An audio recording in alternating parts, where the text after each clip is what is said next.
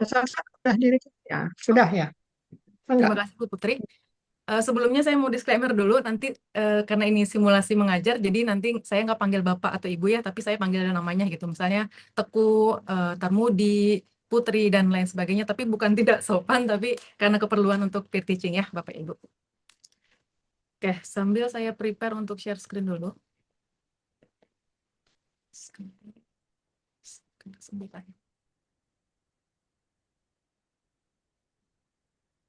Nah, apakah sudah terlihat? Ada. Oke, sebentar ya saya siapkan dulu.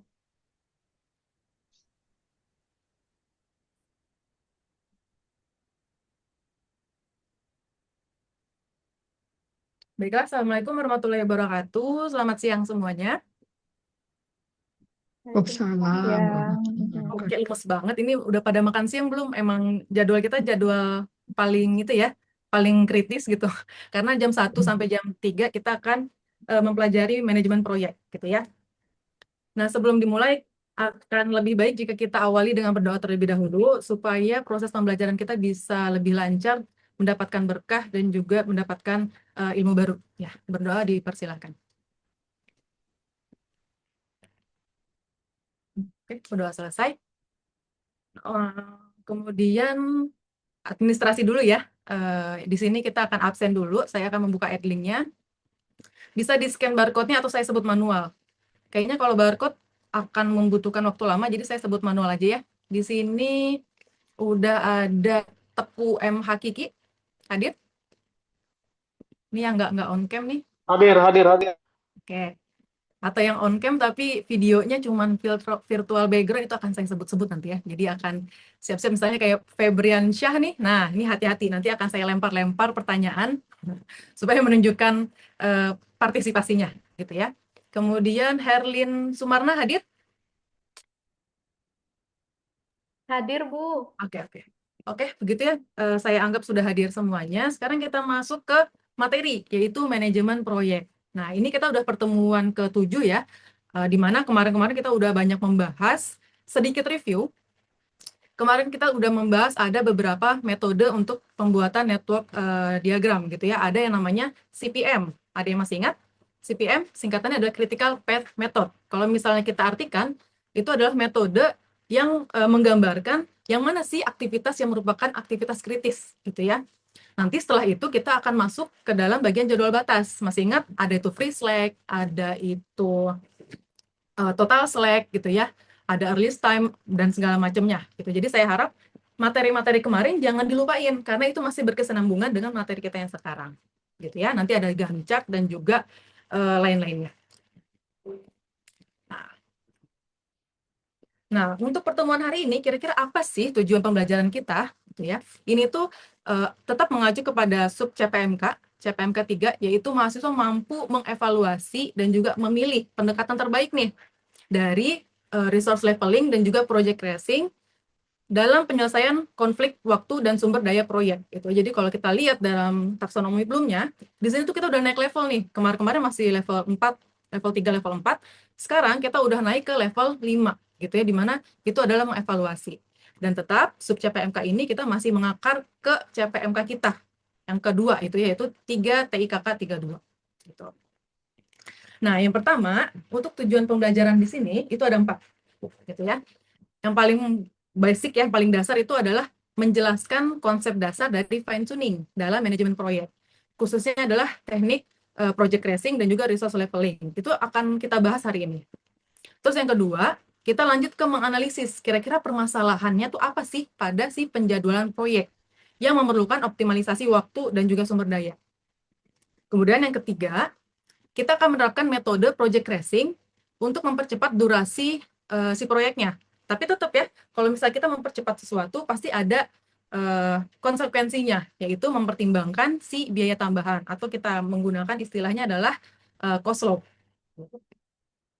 Dan yang terakhir, yang keempat, tujuannya adalah untuk melakukan resource leveling, untuk mengatur beban kerja sumber daya secara seimbang, tapi tetap tanpa melanggar batas waktu dari si proyeknya. Oke, jadi dari keempat ini adalah tujuan pembelajaran kita. Jadi kita tidak akan melebar kemana-mana, tapi akan terfokuskan kepada 4 hal yang ada di sini. gitu ya. Nah, pertama kira-kira ada di awal ya kita harus membangun suasana diskusi dulu. Saya mau tanya, apa itu fine tuning? General ya, bukan dalam kasus manajemen proyek, tapi in general. Fine tuning itu apa? Saya mau nanya ke yang nggak ada kelihatan mukanya nih, cuma kelihatan kepalanya, Vanessa Rahmania. Vanessa gimana? Vanessa, Ya, pernah Bu. dengar nggak istilah fine tuning? Fine tuning itu kayak kecerdasan AI ya, Bu? Kecerdasan AI, saya tampung dulu. Ada lagi pendapat lain? Mbak Vanessa, yang kira-kira nggak apa-apa, kita nggak mesti benar, nggak mesti salah ya. Kita di sini sama-sama belajar. Ada lain? Yang lain mungkin saya mau nembak siapa ya? Fitri Unisla. Ayo, Fitri lagi ngapain tuh? Fine tuning, pernah dengar nggak istilah fine tuning? Nggak pernah denger, Bu. Sorry. Pernah dengar. Nah, mungkin yang laki-laki nih kayak Pak, bukan Pak, maaf ya. Kayak Tarmudi, pernah dengar fine tuning? Menurut saya laki-laki akan lebih familiar dengan istilah fine tuning. Betul? Tidak. Belum. Oke. Belum. Kalau belum, kita artikan katanya. Ini kan dari bahasa Inggris ya, fine dan tuning. Fine itu adalah baik ya. Baik, bagus, oke gitu ya. Sedang tuning itu adalah pengaturan gitu. Supaya kebayang, kita coba klik ya video di sini.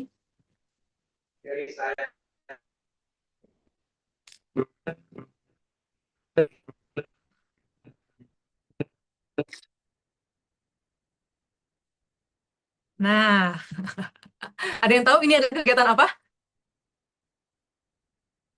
Apa tuh, Pak Agus atau Sasa? Main gitar. Main gitar, Bu. Siapa ini? Kenal nggak sama orang yang ada di video ini? Real. Itu, Bu. Ariel Real. Noah, Bu. Kenal mah enggak lah ya, kita nggak mungkin kenal gitu, cuman tahu karena belum pernah berinteraksi gitu ya. Ariel Noah. Nah, di sini Ariel Noah tuh sedang spam gitar nih. Kalau misalnya suka main gitar ya, pasti tahu nih, ini adalah lagu legend. Lagu yang selalu dipakai penggitar untuk menyetel senar-senar gitarnya agar nadanya itu sesuai, gitu ya.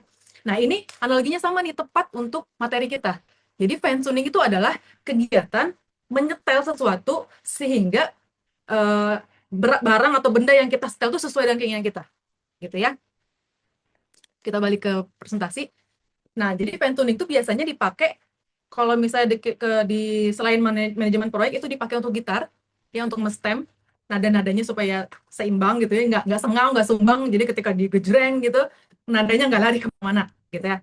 Atau biasanya di kendaraan, yang suka servis motor, servis mobil, kan suka ada tuh tune up, ya setting di tagihannya itu biasanya itu adalah setting penyetelan, gimana tarikan gasnya, remnya, segala macamnya, seenak mungkin sesuai dengan preferensi si pemiliknya gitu. Nah, jadi kalau misalnya kita tarik ke dalam konteks manajemen proyek, apa sih fine tuning itu? Nah, kita masuk ini ya. Fine tuning itu merupakan revisi atau perbaikan gitu ya terhadap rencana atau jadwal dasar yang diperlukan untuk mengatasi kendala-kendala yang ada sehingga si rencana atau jadwal tersebut menjadi realistis. Artinya bisa dilaksanakan gitu ya. Nah, diagram ini masih ingat ya pertemuan keberapa tuh? Mungkin di awal-awal pertemuan pertama kita udah bahas nih diagram ini. Yaitu pertama, tugas kita adalah membuat rencana proyek. Misalnya ada proyek apa nih, ngebangun kolam berenang misalnya di rumah gitu ya. Jadi si kolam berenang ini kita bakal merancang kira-kira butuh waktu berapa lama, butuh biaya berapa banyak, butuh sumber daya apa aja. Nah, itu kita rancang. Gitu. Setelah jadi, si rancangan tersebut akan menjadi rencana awal atau basic schedule gitu ya. Nah, rencana awal ini kan masih mentah ya, ibaratnya masih ya udah apa adanya aja, jadi aja gitu. Padahal rencana ini tuh harus diperhitungkan lagi, kita analisis lagi apakah rencananya sudah realistis. Gitu ya. Realistis ini bisa kita munculkan pertanyaan atau analisis. Yang pertama, apakah sumber dayanya memadai? Misalnya untuk hari pertama kita butuh orang untuk ngegali ya, kan mau bikin kolam renang nih, kita butuh orang buat ngegali. Karena kita mau bikin kolam yang nggak terlalu besar, misalnya cuma 10 meter kali berapa ya, 5 gitu, kira-kira butuh berapa banyak orang sih? Gitu. Misalnya hari pertama butuh 2 orang, jangan 2 terlalu dikit. Misalnya hari pertama kita butuh 5 orang, tapi budget kita atau yang tersedia itu cuma 2 orang. Berarti kan masalah kan? Nah, kalau ada masalah gitu, si rencana tadi berarti nggak realistis, tidak dapat dilaksanakan. Sehingga kita harus menggali atau menganalisis lagi rencana tadi itu, rencana awal kita, itu tuh sudah oke atau belum, gitu ya. pertanyaannya tadi bisa apakah sumber dayanya memadai, gitu ya. Terus yang kedua, apakah batas waktunya sudah ditentukan dan bisa terkejar atau enggak. Jangan sampai nanti kebayangnya, aduh kan bentar lagi mau itu ya udah pada liburan ya mahasiswa, jadi nanti pengen ajak teman-teman nih, kita balik ke kampung halaman, pengen ngajak teman-teman yang pada pulang buat berenang nih di kolam renang aku gitu ya. Tapi ternyata si timeline-nya tuh molor gitu. Mahasiswanya teman-teman kita udah pada balik ke kampusnya masing-masing, tapi si kolam berenangnya tuh belum jadi-jadi gitu. Jadinya kan nggak bisa terpakai gitu si kolam renangnya. Gitu ya. Nah, jadi kalau misalnya di sini pertanyaannya sudah ditanyakan ke dalam rencana awal kita, kalau misalnya ternyata hasilnya sudah realistis, sudah iya, tidak ada masalah yang di dalam kotak ini, artinya kita bisa maju ke tahap berikutnya. Gitu. Misalnya kita maju ke bagian menetapkan si baseline-nya, rencana proyek yang sudah realistis tadi, baru kita implementasi. Gitu ya. Nah, kalau misalnya tidak, masih banyak yang bolong-bolong nih, masih banyak yang belum realistis, kita harus belok dulu nih ke kiri, ke yang tidak. Di mana di sini kita harus melakukan satu kegiatan atau aktivitas yang dinamakan dengan fine tuning tadi. Kita merevisi si jadwalnya tadi. Gitu ya.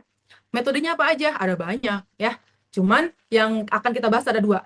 Mungkin Fania masih mengikuti. Yang akan kita bahas ada 2, yaitu apa saja? Iya, Bu. Masih, Bu. Apa aja yang pertama? Tentang fine tuning, Bu. Ya, ada resource leveling dan project crashing ya, itu yang akan kita bahas. Oke, terima kasih Fania. Nah, di sini kegiatan loopingnya nih, akan balik lagi. Kalau misalnya kita udah melakukan resource leveling, kita udah melakukan project crashing, kita balik lagi, kita tanyain lagi. Hal-hal yang udah kita lakukan tadi, itu udah oke belum? Kalau masih belum, ya balik lagi ke fine tuning lagi, diperbaiki terus sampai rencananya realistis. Gitu ya. Nah, kita pertemuannya di sini. Nanti setelah pertemuan hari ini, kita akan maju nih ke bawah yang warna hijau sama warna ungu. Yang 2 ini itu masuk ke bagian pengendalian proyek.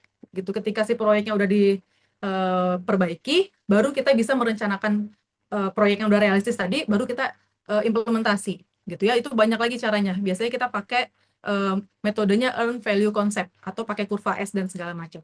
Gitu ya. Tapi saya simpan dulu buat nanti, gitu ya, supaya hari ini kita fokus dulu di sini. Begitu. Di sini lanjut atau ada yang mau ditanyakan? Lanjut ya. Nah, fine tuning atau project crashing. Di sini fine tuning itu adalah pada kondisi tertentu si proyek ini harus selesai lebih cepat dari rencana. Maka percepatan penyelesaian proyek ini biasa disebut sebagai project crashing. Gitu ya. Tadi yang awalnya dia selesainya dalam waktu, misalnya nih, saya ambil contoh kegiatannya adalah membangun parkiran mobil di kampus, misalnya ya. Kegiatan kita mau bikin parkiran baru di kampus, sebuah proyek. Nah, awalnya si proyek ini akan selesai dalam waktu 25 minggu misalnya. Nah, ini ya, kalau kita lihat dari kurvanya, 25 minggu. Kemudian, karena satu dan lain hal, pihak universitas tuh bilang, aduh jangan 25 minggu deh, kita harus percepat nih, soalnya nanti mau ada tamu. Malu kalau misalnya ada tamu datang ke kampus kita, tapi parkirannya tuh jelek gitu ya, parkirnya sembarangan berantakan. Jadi saya pengennya proyek yang tadi 25 minggu itu dipercepat, bisa nggak lebih cepat lagi dari 25 minggu? Gitu. Nah, kalau udah seperti itu, kita kan sebagai kontraktor dan project manager bingung kan, aduh gimana ini caranya supaya si project ini tuh bisa kita percepat nih, gitu, supaya bisa sesuai dengan keinginan ownernya, yang pemilik projectnya. Nah, kita bisa melakukannya dengan melakukan beberapa hal. Kita akan melakukan perhitungan tertentu untuk menentukan waktu crashing yang optimum, yaitu waktu crashing yang menimbulkan biaya tambahan tapi yang paling minimum. Misalnya caranya adalah menambah sumber daya, gitu. Orangnya ditambah, yang kerjanya boleh lembur kayak boleh apa. Tapi konsekuensinya ada biaya kan? Biayanya itu akan meningkat. Kalau misalnya kita on time, selesainya selama 25 minggu, biayanya 0. Kita nggak usah nambah apa-apa. Gitu. Tapi kalau misalnya si pihak universitas bilang kita mau menyelesaikannya di minggu ke-20, berarti bisa kelihatan ke kiri, minggu 20 yang ini, itu tuh biaya melonjak, karena ini kumulatif, ya, biaya melonjak menjadi $1.100, gitu. Jadi kalau misalnya semakin kita percepat waktunya, biayanya akan semakin tinggi. Tapi jangan lupa, di sini tuh ada yang pemborosan nih. Ya, pemborosan tuh apa sih? Pemborosan. Berarti kan pemborosan itu melakukan hal yang sia-sia ya, tidak ada benefitnya gitu. Kita mengeluarkan sesuatu entah itu biaya, waktu, segala macam, tapi benefit yang kita terima tuh nggak ada. Itu mungkin sekali terjadi pada project racing. Itu di mana kita udah ngeluarin biaya nih, pemborosannya sebesar $1.300. Tapi kita nggak menambah benefit waktunya, dia nggak geser ke minggu 18, dia tetap di 19. Kenapa? Karena sudah mentok. Nanti kita bahas ya. Gitu. Nah, kita masuk dulu ke teori dasarnya. Konsep dasar dari project racing itu apa sih? Tadi udah tahu ya, project racing sama dengan percepatan waktu proyek gitu ya, atau pengakselerasian waktu proyek. Biasanya, crashing hanya dilakukan pada aktivitas jalur kritis. Kita masih ingat kemarin yang pembuatan network diagram, ada namanya jalur kritis, ada namanya aktivitas kritis, ada juga yang namanya slope, ada segala macam gitu ya. Kalau misalnya jalur kritis itu adalah aktivitas yang mempunyai durasi waktu paling panjang, makanya namanya kritis. Kalau misalnya dia durasinya atau kelonggarannya itu banyak, dia nggak kritis. Ibarat kita punya dompet, punya uang di dompet ya. Sekarang tanggal berapa sih? Sekarang tanggal 12 ya, masih belum kritis biasanya. Tapi kalau misalnya di akhir bulan, mendekati tanggal gajian, misalnya gajian tanggal 25, tanggal 20 masih bisa lah. Tapi tanggal 24 itu tuh kritis. Di mana di saldo kita atau di dompet kita uang itu udah menipis banget, mendekati nol gitu ya. Jadi sama maksudnya. Kalau misalnya di dalam network planning tadi, network diagram, yang namanya aktivitas jalur kritis adalah aktivitas yang mempunyai durasi paling panjang dan dia nggak punya allowance, dia nggak punya kelonggaran, dia nggak boleh molor, dia nggak boleh telat gitu. Kalau misalnya dikerjakannya 5 hari, udah 5 hari itu langsung dikerjakan. Dia nggak bisa, yaudah deh nanti dulu deh, mulainya nanti hari ke-6, nggak bisa. Kenapa? Karena kalau misalnya ditunda-tunda, dia akan mempengaruhi durasi T besarnya atau durasi proyek keseluruhannya. Gitu ya. Sehingga yang perlu kita lakukan project racing atau kita lakukan percepatan hanyalah untuk aktivitas yang berada di jalur kritis. Begitu ya. Kemudian yang kedua adalah penambahan sumber daya. Penambahan sumber daya ini variatif ya, bisa nambah jam kerja lembur, bisa menggunakan tenaga kerja tambahan, atau menggunakan teknologi, bahan kimia, atau alat berat lainnya. Gitu. Misalnya nih, kita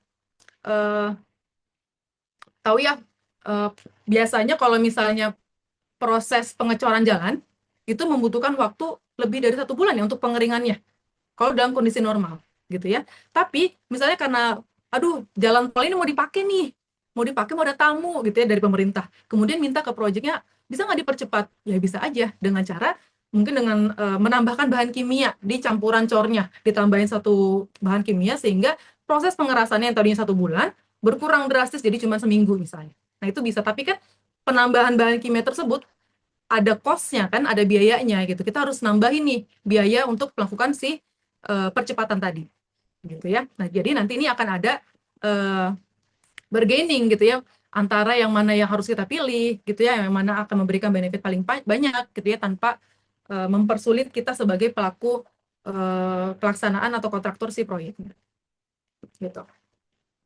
Kemudian tahapannya apa aja? Tahapannya nggak banyak kok, cuma ada 5 gitu ya langkah-langkahnya. Yang pertama, tentukan jalur kritis. Ini mah udah biasa. Saya anggap mahasiswa di sini udah oke banget, karena kemarin pertemuan sebelumnya kita udah banyak latihan, banyak kuis ya, dan nilainya bagus-bagus gitu. Terutama Bu Putri nilainya tuh 100, bagus banget. Jadi ntar kalau ada yang punya kendala bisa minta tolong Putri ya, Putri untuk membantu teman-temannya. Nah, yang kedua, kita mengidentifikasi aktivitas mana yang memiliki biaya crashing atau waktu crashing, karena nggak semuanya punya. Yang ketiga, kita bisa menghitung nih, berapa biaya percepatan per unit waktu, atau istilah matematikanya namanya slope. Slope ini kalau misalnya dilihat rumusnya, gampangnya cuma kurang-kurang sama bagi aja. Crash cost-nya dikurang sama normal cost, kemudian dibagi normal duration dikurang sama si crash duration. Gitu, nanti sehingga dapat berapa biaya percepatan dalam satuan waktunya. Kemudian setelah kita temukan, kita hitung shift slope-nya berapa aja, baru kita prioritaskan kira-kira aktivitas dengan biaya waktu terkecil itu yang mana, dan dari segi efektivitasnya juga dilihat. Jangan sampai output yang kita terima, percepatannya 1 hari, sama-sama 1 hari, tapi effort yang kita lakukan beda. Misalnya, aktivitas A kalau dipercepat, itu cuma 1 aktivitas saja, tapi kalau misalnya sebelah kiri ada 2 cabang antara C sama D. sama-sama mempercepat C sama D, tapi juga hematnya cuma 1 hari.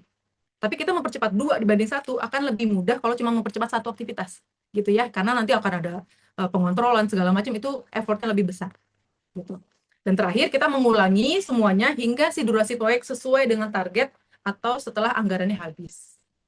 Gitu ya. Wah, tidak terasa waktunya sebentar lagi. Nah, ini contohnya nih, project crashing. Ada aktivitasnya apa aja?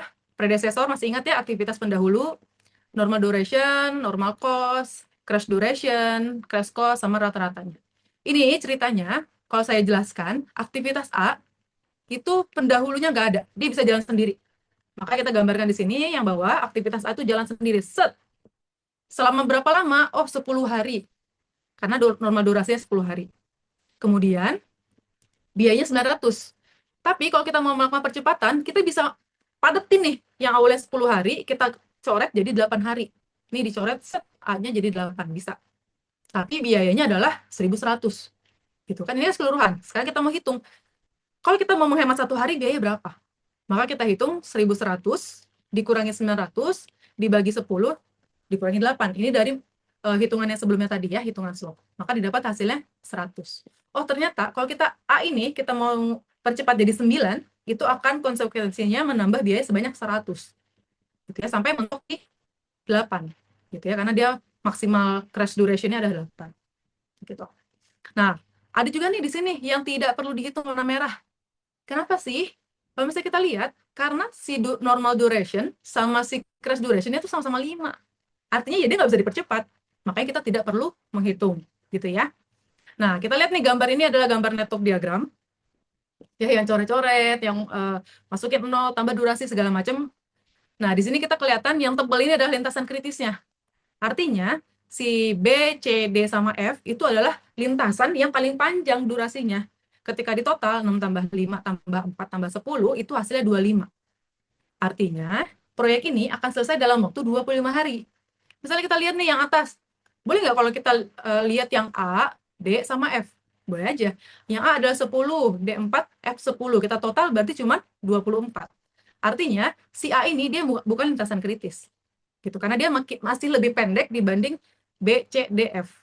Gitu ya. Jadi kita fokusnya udah lihatnya sama yang lintasannya tebal-tebal aja. B, C, D, F. Gitu. Terus berikutnya ngapain sih? Nah, berikutnya kita menentukan nih, yang mana ya kira-kira yang akan kita percepat. Pertimbangannya adalah biaya. Kita udah hitung slope-nya tadi. Dari lintasan kritis, ini bisa dicoret nggak? Lintasan kritis itu kita tentukan, sudah ditentukan ya, yang B itu kritis. Kemudian yang E itu kritis. Bukan. Yang B enggak ya. Yang B tidak kritis. Yang kritis adalah B, C, kemudian D, dan juga F. Gitu ya. Nah, kandidatnya cuma 4 nih. Kita nggak usah merhatiin yang lain. Ditambah C-nya 0. Kita coret. C nggak ada. Berarti tinggal B, D, sama F. B adalah 200, D adalah 300, dan F adalah 150. Kira-kira di antara 3 ini, 3 kandidat, kita akan milih yang mana yang paling murah? 200, 300, sama 150. Febriansyah, tahu? Kira-kira kita harus pilih yang mana? Antara 200. Kayaknya yang F, Bu. Yang F ya? Kenapa yang F? Paling kecil, Bu. Nah, betul. Kita kan harus meminimasi kan ongkosnya. Jangan sampai ongkos yang kita keluarkan bengkak. Meskipun kita ada 3 alternatif, kita pilih yang paling murah, yaitu yang F. Itu makanya di sini kelihatan nih, yang F kita coret. Waktunya awalnya 10, kita percepat jadi 9. Gitu ya, kita hitung-hitung, maka totalnya jadi 24, 15 tambah 9 jadi 24. Nah, udah dengan goal kita kan? Goal kita kan adalah mempercepat waktunya. Yang sebelumnya tadi 25, kita percepat yang aktivitas F, sehingga dapat 24. Tapi ingat konsekuensinya yang ini tadi. Konsekuensinya kita harus nambah biaya 150. Gitu ya. Nah, kegiatan ini dilakukan iterasi ya, terus-terusan nih langkahnya, langkah 2, langkah 3, langkah 4. Di mana sampai nanti mentok. Kalau udah mentok, nanti muncul gambar yang kayak tadi. Yang ini. Nah, kita bisa menentukan grafik ini. Gitu ya. Nah, grafik inilah yang bisa kita diskusikan dengan si pemilik project, kira-kira mau yang mana? Karena kan yang ngeluarin biaya bukan kita ya, tapi yang ngeluarin biaya adalah si pemilik project. Kira-kira Bapak mau yang mana nih? Saya punya beberapa alternatif. Kalau mau dipercepat ke 24 minggu, nambahnya 150. Kalau mau dipercepat ke 21, nambahnya 800. Terserah Bapak mau yang mana. Gitu ya. Jadi bisa mendiskusikan. Makanya kegiatan ini harus dilakukan step by step. Nggak boleh diloncat nih. Dari 25 hari, diloncat langsung ke 20. Kita kan jadi nggak tahu nih. Di 21 ke 24 kira-kira biayanya berapa. Gitu ya. Jadi harus satu persatu.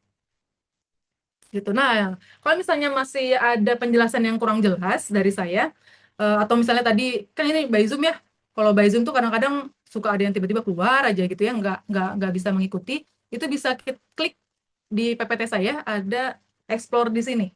Nah, ini tuh udah saya siapkan bahan ajarnya, yang secara tertulis, jadi yang suka membaca boleh diklik di sini, kelihatan semua step by step-nya, penjelasannya udah saya sampaikan juga, sampai nanti muncul yang grafik ini, ada analisisnya juga ya. Harapan saya nanti mahasiswa di sini bisa melakukan analisis semuanya nih, kenapa begini, kenapa begitu, gitu ya, itu bisa dianalisis. Dan latihannya juga ada di bawahnya. Latihannya udah saya siapkan banyak, mau dipakai semuanya, 4-4-nya boleh, ataupun satu juga boleh, minimal satu ya. Nah, kunci jawaban juga ada di bawah. Gitu, ini bisa dieksplor aja. Gitu ya, untuk project racing. Dan juga di LMS, di Edling udah saya masukkan juga untuk video ya, video pembelajaran rekaman. Kalau misalnya yang lebih suka audio sama visual itu boleh akses rekamannya di YouTube. Tapi udah saya masukin linknya di Edling. Gitu ya. Oke, ini Mbak waktunya Riri, waktunya ya, udah habis. ini waktunya sudah habis. Mungkin saya tutup dengan, atau ada yang mau bertanya dulu? 1-2 orang mau yang ingin bertanya? Cukup, Bu. Cukup ya? Baik, kalau misalnya sudah cukup, saya tutup ya. Hari ini kita sudah bersama-sama belajar mengenai fine tuning dalam manajemen proyek, khususnya teknik project racing, tadi ya baru sempat dibahas, resource leveling nanti dieksplor sendiri di LKM. Dan kedua metode ini sangat penting untuk memastikan si proyek ini dapat diselesaikan lebih cepat dan efisien tanpa mengorbankan mutu.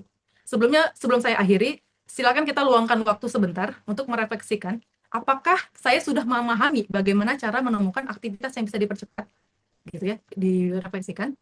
Dan jangan lupa untuk menyelesaikan latihan yang ada di LKM, udah saya setting di Edling ya. Jika masih ada pertanyaan, silakan diskusikan di forum Edling atau hubungi saya secara langsung. Terima kasih atas partisipasi aktif kalian hari ini, tanpa mengurangi waktu kita. Kita tutup dengan mengucapkan hamdalah. Alhamdulillahirrahmanirrahim. Sampai jumpa di pertemuan selanjutnya. Assalamualaikum warahmatullahi wabarakatuh. Waalaikumsalam warahmatullahi Assalamualaikum. Ya. Terima kasih, Bu. Pak Febri, mangga kasih komentar dulu. Ya, baik. Ya, terima kasih tadi Bu Riri paparannya dan terima kasih juga Bu Mia kesempatannya untuk saya memberikan tanggapan gitu ya. Kalau menurut saya sih dari paparan tadi sudah sangat baik begitu ya. Dari komponen-komponen yang diminta pun sudah lengkap. Ditambah lagi metode pembelajarannya memang interaktif gitu ya. Jadi kan kalau misalkan kita rasakan sendiri gitu ya, ketika suatu diskusi itu bentuknya interaktif itu ada perasaan deg-degan gitu ya. Jadi pada akhirnya gitu ya. Jadi membuat nanti si mahasiswanya itu harapannya menjadi lebih fokus dan waspada dalam tanda kutip gitu ya. Khawatir ditanya gitu ya. Jadi pasti akan memperhatikan gitu ya materinya begitu. Lalu juga secara umum gitu ya untuk Bapak Ibu sekalian yang tadi gitu ya, saya juga banyak belajar. Terima kasih juga. Mungkin nanti terakhir gitu ya, kesempatan saya terakhir ya mungkin harusnya kan yang paling terakhir yang paling baik gitu ya. Menurut saya kayaknya nanti yang terakhir saya kurang kurang inilah. Begitu Bu. Ya, baik. Luar biasa ya, Bu Riri. Sudah menguasai materi, menguasai IT-nya, dan menguasai kelas. Ya, bagus. Nanti menjadi calon dosen teladan ya, yang dari Unpas. Silakan Pak Febriansyah. Ya, Ya baik Bu, terima kasih. Saya mungkin sampai jam izin 1 kurang 15 ada waktu. Iya Bu. Enggak. Bu Sasa, Sebentar. Punten, boleh di offin dulu recordingnya.